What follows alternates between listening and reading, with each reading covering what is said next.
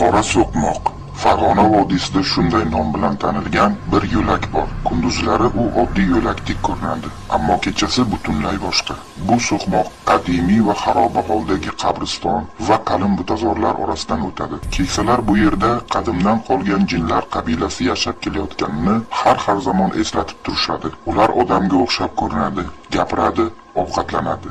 Lekin ularga oy to'lganda qaralsa, insondan farqlash mumkin. Kunlarning birida qabriston yonidagi qishloqlarning birida yashaydigan, ismi sir saqlanadigan yigit shu so'qmoqdan o'tmoqchi bo'ldi.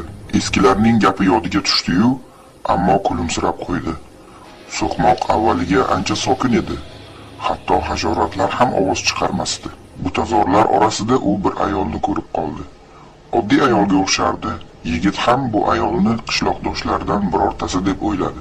Ayol esa pichirlab, "Bir qultum suvingiz bo'lsa bering" deb so'radi. Atrof juda sokin va tinch.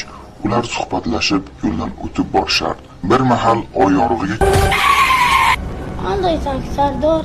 Nimaga birovlarni